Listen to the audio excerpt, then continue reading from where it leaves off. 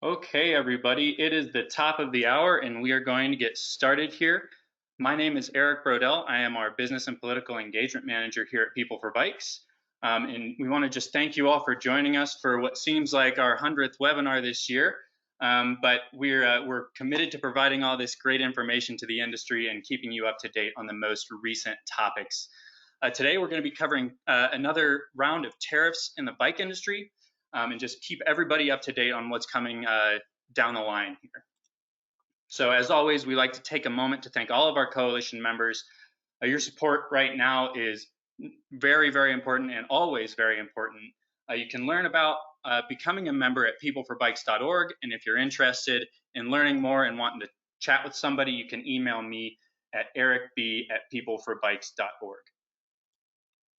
With that, here's a familiar face for you all. Alex Logeman, our policy counsel, is going to be joining us today to walk through all the most recent updates on Section 301 tariffs and other trade policies that are being updated.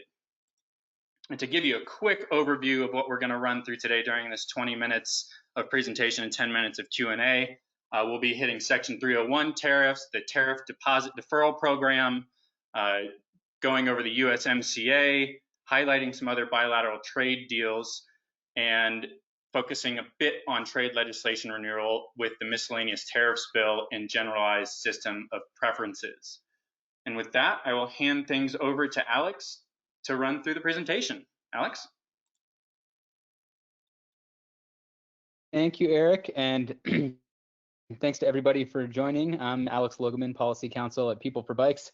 I know a lot of you who are out there viewing right now, but I've been at PeopleForBikes for about 5 years and leading all our trade work in tandem with our team in DC for the last couple of years, especially as the Section 301 issue has exploded and affected our industry so dramatically. So I'll just dive right into the content here, and we'll start first with the Section 301 tariffs. I know that's top of mind for most people in the industry.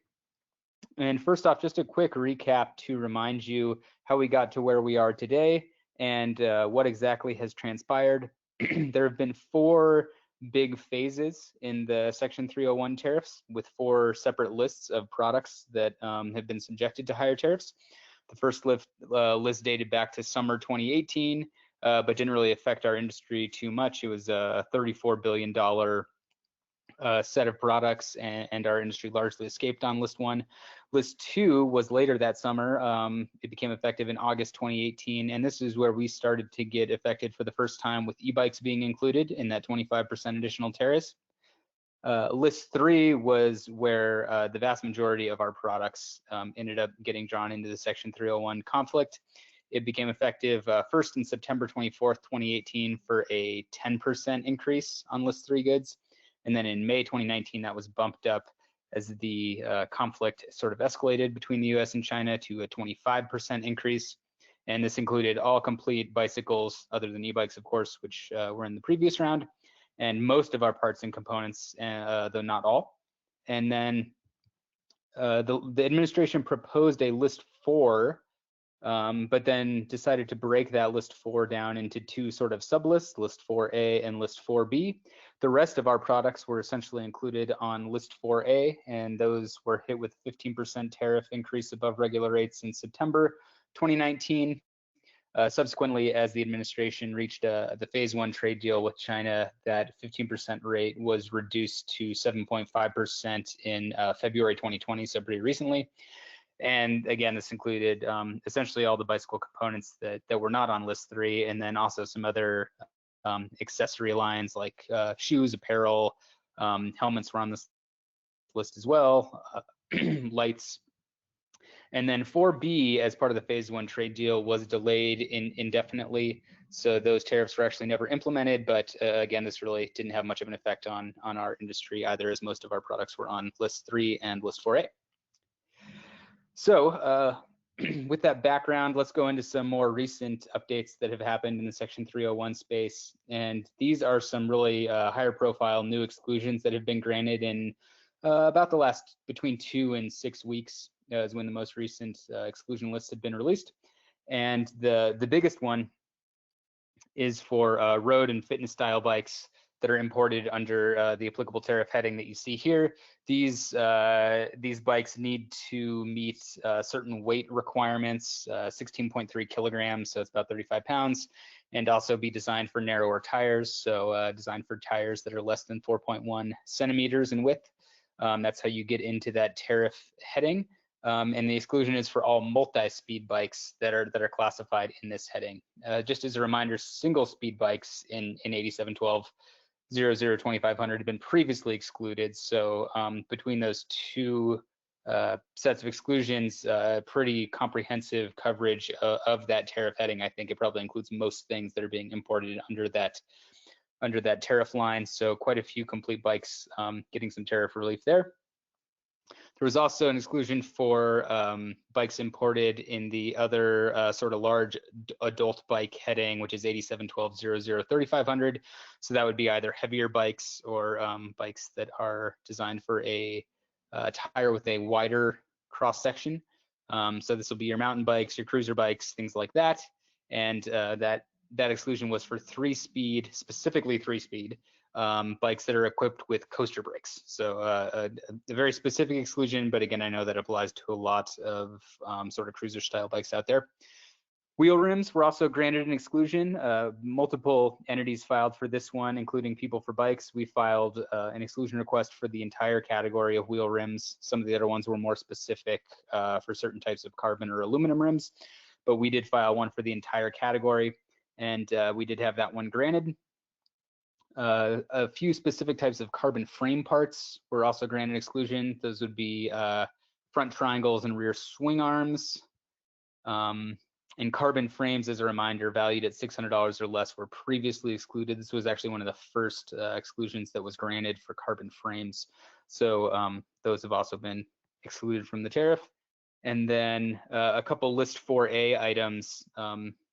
Most List 4A items have not had their exclusion requests reviewed yet, but a couple have, including some that are relevant to our industry. So helmets, and make careful note of the harmonized tariff schedule subheading here, because there are 2 subheadings for helmets. I'll go into that in a little more detail in a minute. And then also front and rear lights. These were, front and rear lights were also categories that PeopleForBikes filed for, and we had our exclusion request granted for both of those categories as well.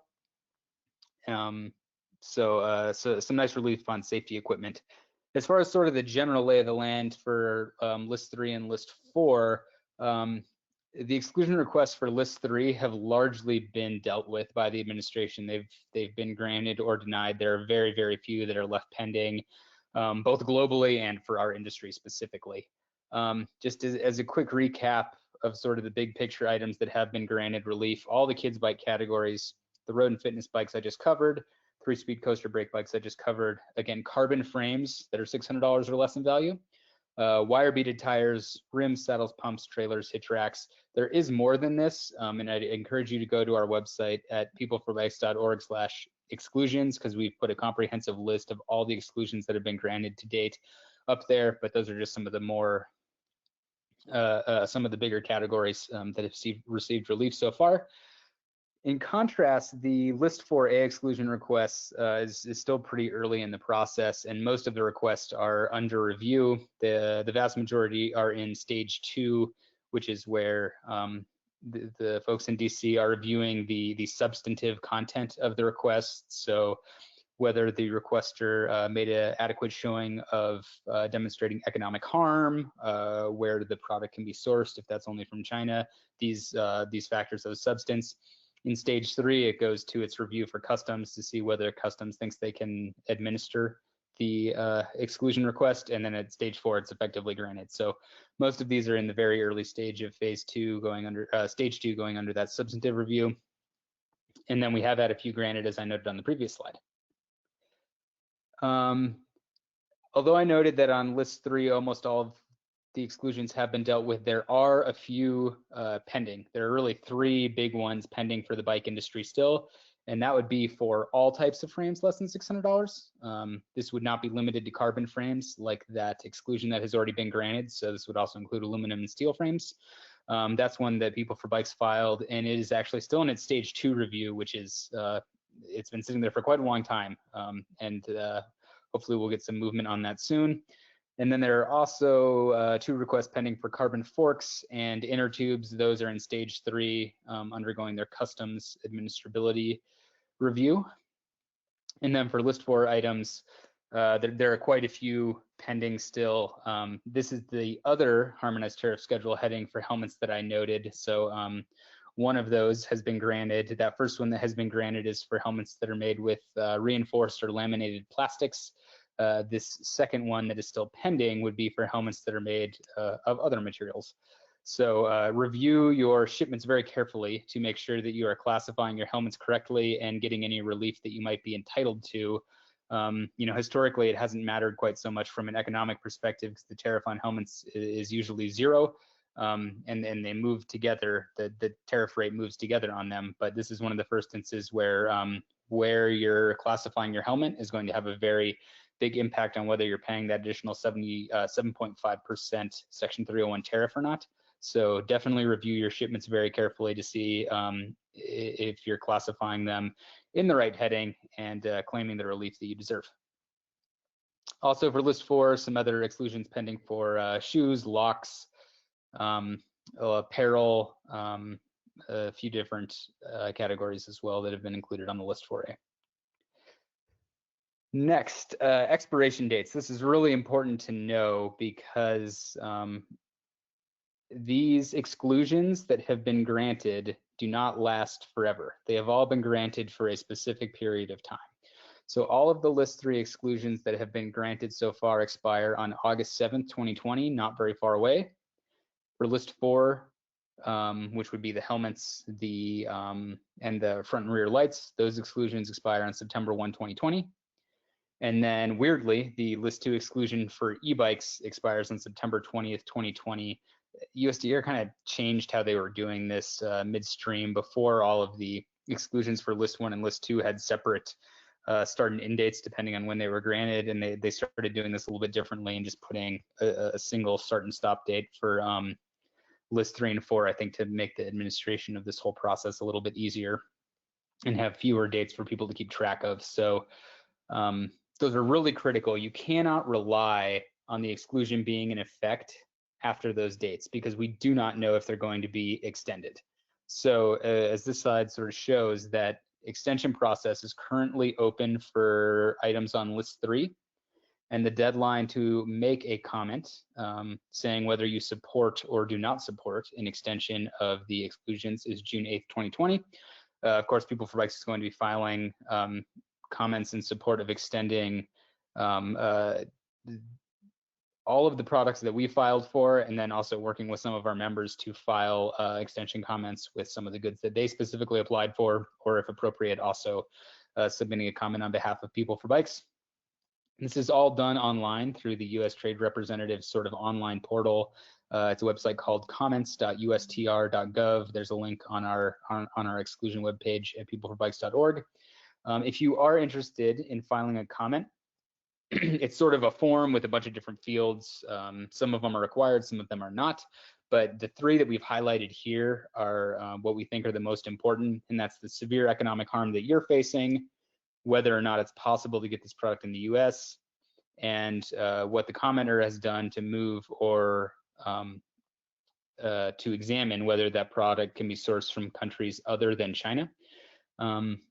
There are a lot of other questions that sort of tie into these different areas. So our advice to you would be to focus on these sort of 3 pieces of information, create a little bit of a story or a narrative about your brand and what your brand's doing, and then sort of insert that as relevant throughout the form, because these similar issues will come up again in more questions than that. But if you can hone in on these 3 different issues and weave a compelling story about what your company has been doing and why the tariffs are so harmful to your company, that will be really important to helping us get these exclusions extended.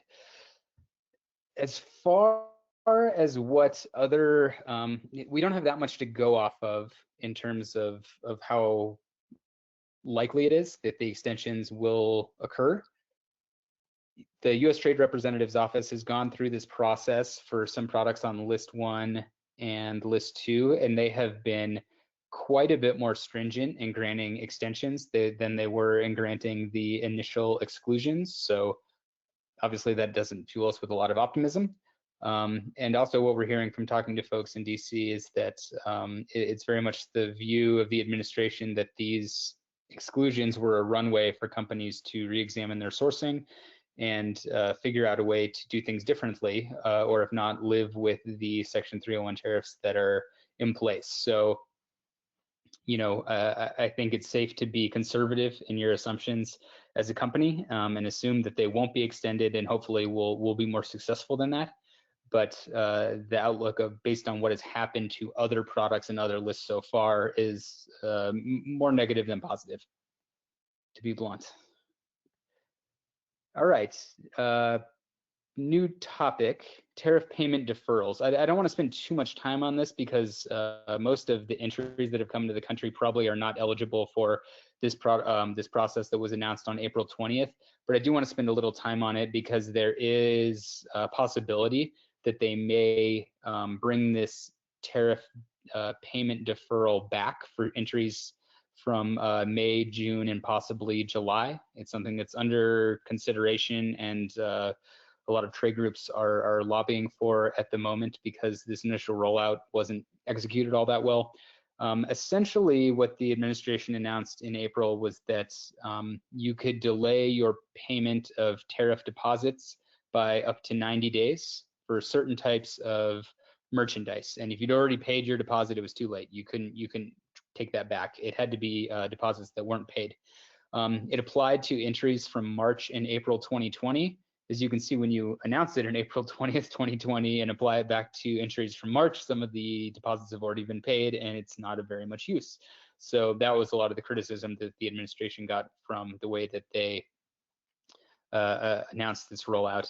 And a few key details on this. It does not apply to entries. Again, I distinguish here entries if they contain merchandise that is subject to a heightened tariff. So if you had a container full of, you know, a whole bunch of different items, but one of those items was subject to a Section 301 duty, and you had one entry for that whole container, you would kick your whole entry out of the ability to get this deferral. So you have to be very careful about making sure you don't have any merchandise within a form that is subject to any of these types of higher duties, whether they be Section 301, anti-dumping duties, Section 201, Section 232, any of these things that are a heightened duty rate is going to render the entry ineligible. There are a few things you can do if you're interested in taking advantage of the process. You can separate the merchandise into separate entries. Customs will let you do that so that you can segregate them out and have only eligible merchandise on one entry. So there are a few things you can do there. Again, just keep this in the back of your mind if you don't have any relevant shipments at the moment. If we hear that they're going to bring this process back again for May or June or possibly July entries, we'll send out an alert to let you know that the opportunity to do this is available again. All right, let's transition over to the miscellaneous tariffs bill. We're getting closer to some key dates here. First, I just want to recap what's been done so far, and actually what the miscellaneous tariffs bill is. The miscellaneous tariffs bill is a way to get small amounts of tariff relief for products that are not produced in the United States. And it's effectively capped at $500,000 of tariff relief per item that you're seeing here. So, for example, with disc brakes, the amount of tariff that is paid on imported disc brakes is much higher than $500,000. So you will only get a partial reduction of the tariff up to $500,000 threshold. So previously, the tariff for disc brakes went from like 10% to 7.5%, where it hit that $500 threshold. For other products, for example, speedometers, the total tariff that's paid on speedometers is less than $500,000. So when relief gets granted, it just takes the tariff on that product to zero. Miscellaneous tariff bills have been around for a long time, but it was sort of a pork barrel process before, in the sense that it was highly dependent on your relationship with your member of Congress and them getting your product included in a piece of legislation that would be passed to give you tariff relief. And not surprisingly, Congress got a lot of criticism for this, for a lot of sort of, you know, insider politics controlling the outcomes as opposed to more objective criteria. So what they did in 2015 was pass legislation creating a new sort of administrative process that would be used for the miscellaneous tariffs bill. And what essentially that does is outsource some of this work to the U.S. International Trade Commission to review petitions to see whether or not these products actually are made in the United States and determine what an appropriate rate reduction would be, and then come back to Congress with recommendations on what products should be included in the miscellaneous tariffs bill. So we went through this process once in 2016, and you can see the products on the previous slide that received relief. Not that many products. Actually, Eric, could you go back one slide? Thank you. Not a ton of products on that list, and so we really wanted to organize and try to take advantage of this process as an industry a little bit better and submit quite a few more petitions for this next cycle in the 2020 bill. So you can see, obviously, we've hit those same 2016 items that were successful previously, except for unicycles. Nobody chose to pursue that product. But working with our members, we then also submitted petitions to try and get tariff relief for all of these additional goods where we thought there was no or a very limited domestic producer market for these products.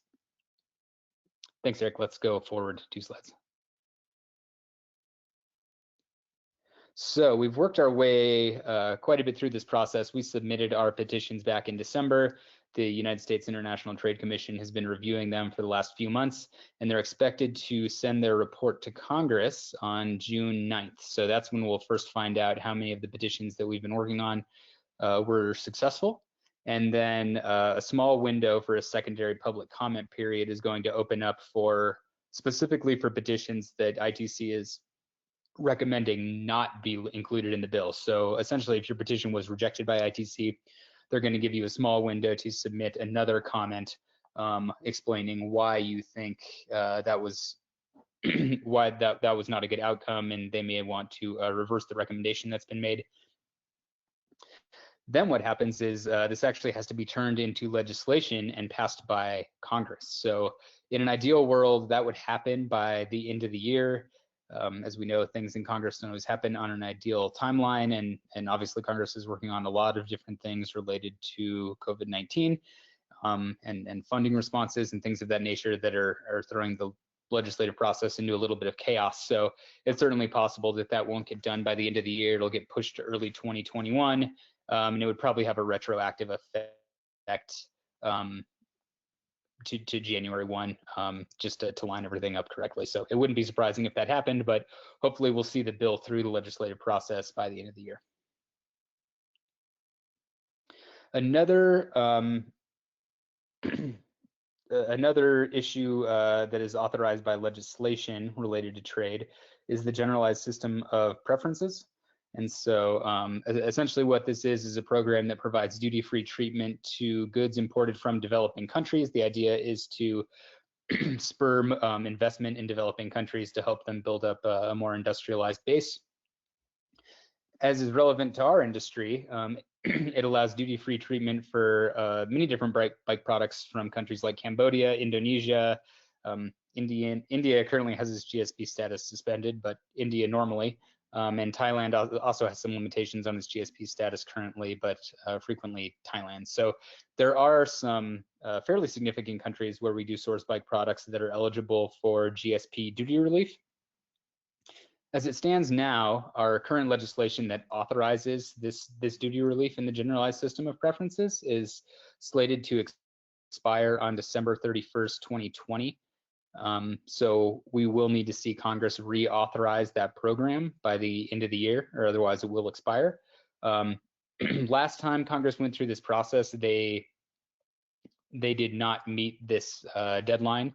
It was December 31st, 2017 at that point in time, as opposed to December 31st, 2020, but they did not get the legislation passed by the end of the year. And in fact, it did not get passed until the following April. And again, as I noted with the miscellaneous tariffs bill, they made the treatment retroactive to sort of balance that out. Even though they passed it much later, they made it retroactive to January 1st so that everything would line up appropriately. So again, this is another thing that our team in DC will be working on to encourage Congress to get this legislation passed before the end of the year. But we can't know for certain whether they'll be able to get that done. One thing I didn't note on the miscellaneous tariffs bill before I go into USMCA, that process that Congress created is also in enabling legislation that expires December 31st, 2020 as well. So if Congress does not renew the underlying miscellaneous tariffs bill legislation, there will be no process to apply for miscellaneous tariffs bill relief. So that's another issue that Congress needs to address. So they need to both pass the miscellaneous tariffs bill based on the recommendations they get from the ITC, and then also renew the underlying legislation that allows that process to occur. There's some chatter about changes to that program that could be contemplated, some of which would not be in the bike industry's best interest. One of those is whether finished products as opposed to just raw materials should be eligible for MTB treatment. So that's another issue where our team in DC will be working as well.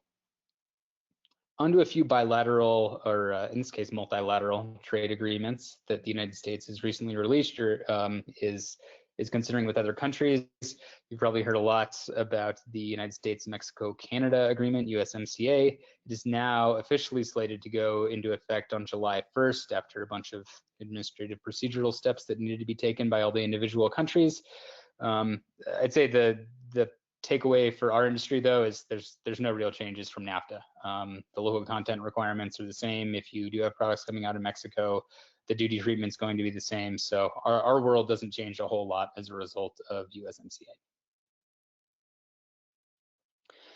You may have also heard about the US-Japan trade agreement that was reached in October 2019. Essentially what this is going to do is over a period of 2 years, phase out tariffs on most bike-related products. Basically what they did was they looked at the starting tariff rate of the product, and if it was less than 6%, they eliminated it to 0 over the 2-year term. And if it was higher than that, it gets cut in half. So like complete bikes, most of them come in at 11%. Those will get reduced by half to 5.5% over the 2-year phasing period.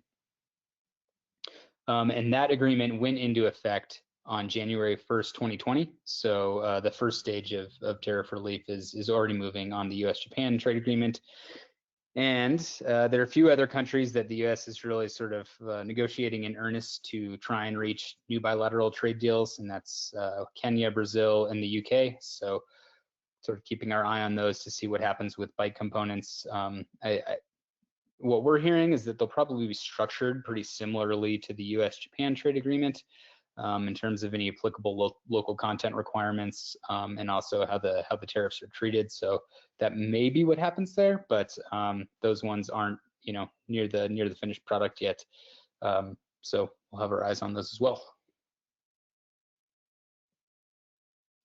All right, and Eric, do you want me to turn it back over to you to do questions?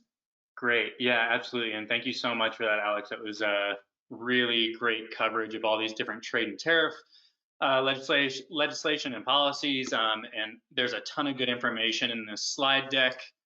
We will be sending the slide deck out with the recording, so you'll be able to click on all these links and review this information within your organizations. We have a couple of minutes left for questions here, and we'll stay around for as long as they come in. So if you have any questions, please do type those into the that box there on the GoToWebinar control panel. And Luis, yes, absolutely. We'll send you the recording for all this. Well, Alex, it looks like you were very complete in your explanations of all these things. It doesn't look like we've had any questions come through. But of course, if anybody on the webinar does have questions come up from your review of these slides, don't hesitate to reach out to both Alex and I on our emails there on this slide.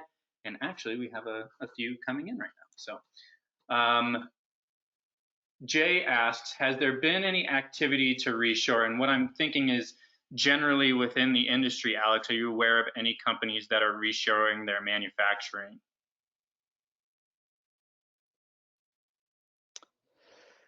It's a tough question. I think some of that stuff is, if it's to the extent companies are thinking about doing that, they're not necessarily in a position to be sharing that publicly or with me. So I can't speak more than in pretty general terms. I think a lot of companies are reconsidering whether it makes sense to build certain bike components in the US as a result of sort of all the chaos that has gone on in the world. But I think companies will have to announce those on their own timelines, and I don't have any inside scoop there. Thanks for that, Alex. And can you clarify what defines country of origin? So the country of origin for each product is going to it's going to be completely dependent on the product itself. Obviously, like bicycles are made out of many different parts that come from many different places, and ultimately a country of export is going to need to be selected for those. So I don't want to provide legal advice on any specific product and how you would determine the country of origin of that product. For some things, it'll be really clear, right? Like if you have a bike that is assembled in China from 100% Chinese manufactured parts, it's going to be a Chinese bike, right? But the supply chain for a given product could be significantly more complicated than that, in which case the country of origin analysis may be significantly more complicated for that product. So let me just say that when I say country of origin, I just mean whatever applicable rules govern that product. For example, to get trade to be within the scope of the U.S.-Japan trade agreement, the applicable rules that are in place need to your product needs to be within them to classify it as a export of Japan and country of origin Japan, as opposed to a different country. Otherwise, it's not going to be within the scope of that agreement. Thanks for that. And you talked about duty-free treatment under the GSP. Is this the case for Vietnam? That's no longer the case. I believe Vietnam was within GSP previously, but it had advanced to the point where it was no longer eligible for GSP treatment. I can't remember when that occurred and how that occurred, but no, Vietnam is no longer a GSP eligible country.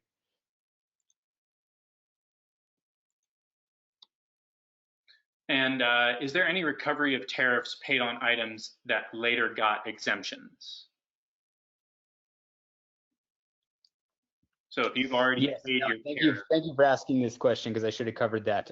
Every exclusion that has been granted for the Section 301 tariffs is retroactive to the date that the tariffs were first in effect. So in theory, it allows importers to recover the entirety of all the tariffs that have been paid, all the Section 301 tariffs that have been paid for any product that receives an exclusion.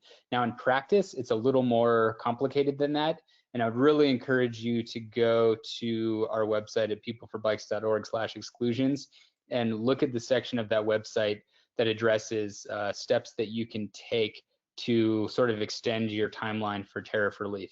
Essentially, the problem that can arise here is that in order to claim a refund on a tariff you've already paid that later receives an exclusion, you need to do one of two things. You need to amend your, if your entry is unliquidated, it'll be pretty easy. You file a post-summary correction and it all gets adjusted before you go through the liquidation process. If your entry has been liquidated, which usually occurs 314 days after import, you actually have to file a formal protest with customs, and you have 180 days after liquidation to file that protest. Now, you can see, if you just think about those two dates together, you have 314 days plus 180 days. You have like just under a year and a half in order to claim that refund.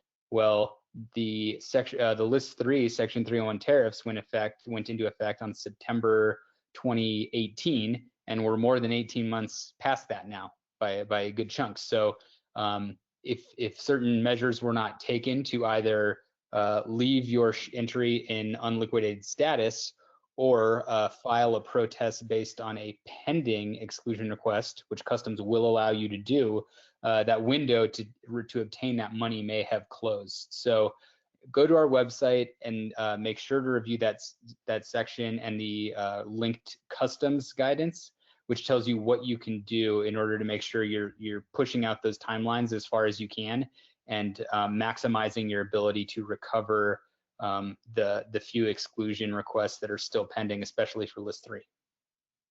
Great. And a quick follow-up question. What if they change the tariff code on these products? Is that something that happens?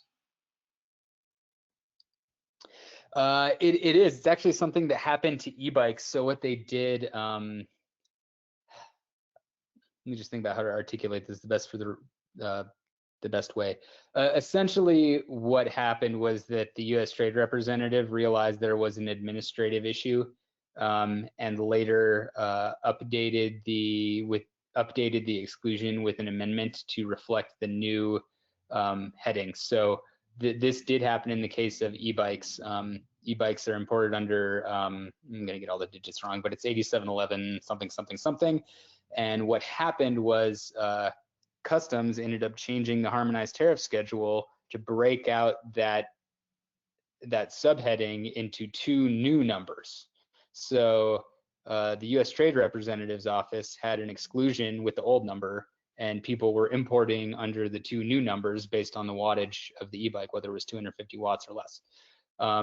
So this USTR realized they had a problem there, and they filed an amendment to the exclusion. So if you are aware of any products that is ongoing for that are bike related, I would certainly like to know that, because we could communicate that to USTR if they don't know it and get them to issue an administrative correction. Awesome. And what is the date for the e-bike exclusion on I think it was list 2. It is, and that September 20th, 2020. Again, it's really weird that it's a list 2 item and its date is after the list 3 and 4 items, but that's just the way it's played out administratively. So the comment period for the e-bike exclusion extension is not yet open, and probably won't open for another 1 or 2, 4 weeks to 6 weeks, something like that. All right, yeah, so SAM e-bikes are excluded for now. Is there a date that they would approve all of these exclusions by, or is there a time period after which the extension request period that they have to decide within? There's not a date they have to decide by, but what I've seen for the list so far is that they have pushed their announcements on which products are going to receive extensions pretty close to the expiration date, but still before. So my anticipation would be that we won't find out about extensions until late July or possibly even early August, running right up to that August 7th deadline for the list 3 items. All right. And how do they define a road/fitness bike? And can you give one example of one out there? Yeah, I mean, this is a really imperfect way to describe that heading. It's a little difficult because, you know, the way the harmonized tariff schedule is laid out doesn't necessarily align perfectly with the way we talk about our products. So, you know, I've sort of called it that because essentially the bikes that are eligible for an exclusion, they have to be less than 16.3 kilograms, and they have to be designed to accommodate tires that are 4.13 centimeters or less. So that's really what we're talking about here. We're talking about lighter, though not that light, you know, 17.3 kilos is almost 35 pounds, but lighter bikes that are designed for narrower tires. So that's how you get classified in 8712 00 2500. And if you're in that category and your bike has multiple speeds, it should be eligible for the exclusion. Great. And so an example would literally just be like a classic road bike. I don't want to name a brand, but like just, you know, anything that like you can, a carbon fiber road bike with drop bars, you know, with 25C tires. Great. Very diplomatic of you. Are the June 2020 dates that were referenced, and this is, I think, for helmets, Is that when we may see relief on those helmets that weren't included, or are those just what are those dates? Sorry, I think that I can find that slide if we want to go back to it. Okay. I'm not sure which June dates that's talking about, but to answer the question, we have no idea of knowing when USTR will issue a ruling on that other helmet category. I will say they have seemed to be prioritizing safety equipment earlier than the other types of products that are on list 4A, and that's why we had our helmet category and our 2 light categories granted pretty fast.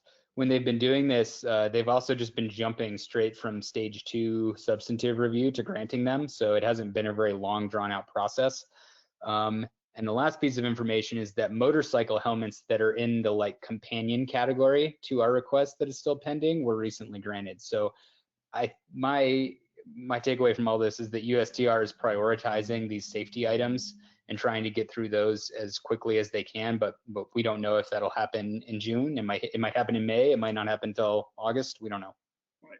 And I think that you just touched on this perfectly, but he was just clarifying that the class of helmets that didn't get relief, wondering when that would be added. And yeah, you definitely touched on that. So thank you very much. And that's all the time that we have for questions today. Thank you all so much for interacting with us and joining our webinar. And thanks again to Alex for presenting all this really great information for us all to use. As always, if you have more questions, shoot us an email. You can see those there on the slide, and we will get this recording out to everyone who registered, hopefully by the end of the day. Thank you all.